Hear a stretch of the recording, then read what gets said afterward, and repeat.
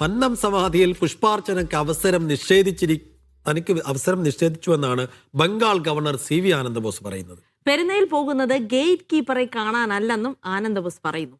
Delhi NSS കരയോഗം സംഘടിപ്പിച്ച മന്നം ജയന്തി ഉദ്ഘാടനം ചെയ്തപ്പോഴാണ് ദുരനുഭവം ഉണ്ടായതെന്നാണ് അദ്ദേഹം പറയുന്നത്. NSS സ്ഥാപകനായ മന്നത്ത് പത്മനാഭന്റെ സ്മാരകം ഡൽഹിയിൽ നിർമ്മിക്കണമെന്നും 1 മാസത്തെ ശമ്പളം സംഭാവനയായി നൽകാമെന്നും CV ആനന്ദബോസ് പറഞ്ഞു.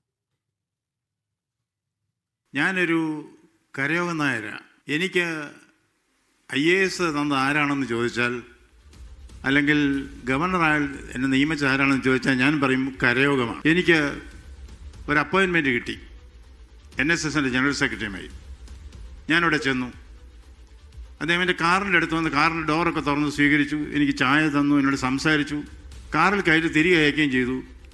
സമാധിയിൽ പുഷ്പാർച്ചന നടത്തുന്ന കാര്യമൊന്നും പറഞ്ഞില്ല. അപ്പോൾ എനിക്ക് സമാധിയിൽ പുഷ്പാർച്ചന നടത്താൻ അവകാശമില്ലേ? ഈ നായർ സമുദായത്തിൽ പിറന്ന ഓരോരുത്തരും ജീവിതത്തിൻ്റെ ഓരോ ഘട്ടത്തിലും മന്നത്താചാര്യൻ്റെ സമാധിയിൽ പോയി പുഷ്പാർച്ചന നടത്തേണ്ടതല്ലേ? നമ്മുടെ അവകാശമല്ലേ? അത് കാരണവന്മാരെ ബഹുമാനിക്കുക. ഇത് ആർക്കെങ്കിലും ഒരാൾക്ക് മാത്രം അവകാശമാണോ? സാക്ഷാൽ യുധിഷ്ഠിരൻ ധർമ്മപുത്ര പ്രതിഷ്ഠിച്ച ഇന്ദ്രപ്രസ്ഥത്തിൽ ഭാരത കേസരി മന്നത്താചാര്യൻ്റെ ഒരു സ്മരണിക തീർക്കണം, ഒരു സ്മാരകമുണ്ടാക്കണം എന്ന് അഭ്യർത്ഥിക്കുകയാണ്.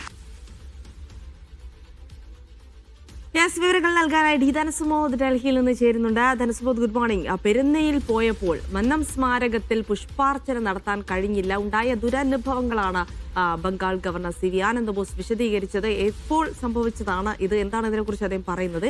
ഏത് പരിപാടിയിലായിരുന്നു ഈ പരാമർശം?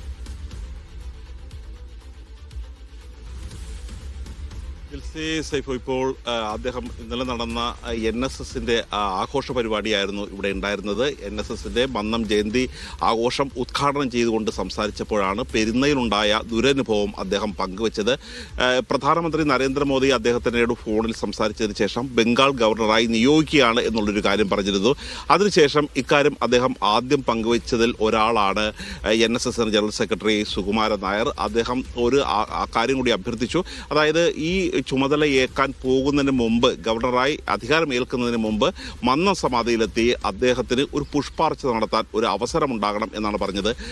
പക്ഷേ മന്നം അവിടെ NSSന്റെ ആസ്ഥാനത്തെത്തിയെങ്കിൽ പോലും അദ്ദേഹത്തിന് ചായ നൽകി, അദ്ദേഹത്തിൻ്റെ കാറിൻ്റെ അടുത്ത് വരെ വന്ന് തുറന്ന് അദ്ദേഹം യാത്രയാക്കി സുകുമാരൻ നായർ.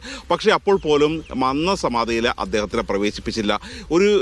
താൻ നായരാണ്, താൻ കരയോഗം നായരാണ്, പക്ഷേ തനിക്ക് ഈ തരത്തിലുള്ള ഒരു ദുരനുഭവമാണ് ഉണ്ടായിരിക്കുന്നത്. ഈ ഗേറ്റ് കീപ്പറെ കാണാനല്ല താൻ വരുന്നത് എന്നുള്ളൊരു കാര്യം കൂടി പറഞ്ഞുകൊണ്ടാണ് സുകുമാരൻ നായർക്കെതിരെ ഒളിയമ്പ് എഴുതിയിരിക്കുന്നത്. മാത്രമല്ല NSS നേതൃത്വം ഏതാനും ചില ഒരാളുടെ മാത്രം അധികാരമായിട്ട് ഈ മന്നം സമാധി കൈവശം വെക്കരുത്.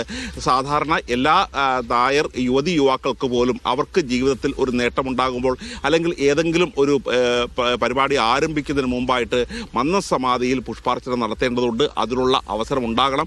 ഏതായാലും അതിനൊരു പരിഹാരം കൂടി അദ്ദേഹം നിർദ്ദേശിച്ചിരിക്കുകയാണ്. ഡൽഹിയിലുള്ളവർക്ക് ഇത്തരത്തിലുള്ള ഒരു ആദരവർപ്പിക്കാൻ വേണ്ടി, പുഷ്പാർച്ചന അർപ്പിക്കാൻ വേണ്ടി ഡൽഹിയിൽ ഒരു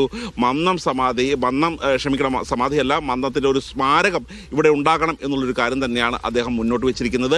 ഇതിനുവേണ്ടി ഗവർണർ എന്ന രീതിയിൽ തനിക്ക് ലഭിക്കുന്ന ശമ്പളത്തിൻ്റെ 1 മാസം സംഭാവനയായി നീക്കിവെക്കുന്നു എന്നുള്ളൊരു കാര്യം കൂടി അദ്ദേഹം സൂചിപ്പിച്ചിരുന്നു. ഒരു NSS യോഗത്തിൽ വെച്ച് തന്നെയാണ് അദ്ദേഹത്തിന്റെ ദുരനുഭവം, അദ്ദേഹത്തിന്റെ പ്രയാസവും പറഞ്ഞത്. അപ്പോൾ സ്വാഭാവികമായും അദ്ദേഹത്തിന് ഒരു അവസരം നിഷേധിച്ചതിൽ NSSനിടയിൽ തന്നെ ചിലപ്പോൾ ഒരു അലോസരം മൊത്തത്തിൽ ഉണ്ടായേക്കാം. മാത്രമല്ല ഈ കാര്യത്തിൽ എന്തെങ്കിലും ഒരു വിശദീകരണം NSSൽ നിന്ന് തീർച്ചയായും ഉണ്ടാവേണ്ടി വരും. സുകുമാരൻ നായരുടെ ഭാഗത്ത് എന്തുകൊണ്ട് അദ്ദേഹത്തെ പോലെ ഒരാൾക്ക് അവിടെ പുഷ്പാർച്ചനയ്ക്ക് അവസരം നിഷേധിച്ചു എന്നതിൽ ഒരു വിശദീകരണം NSS നൽകേണ്ടി വരും.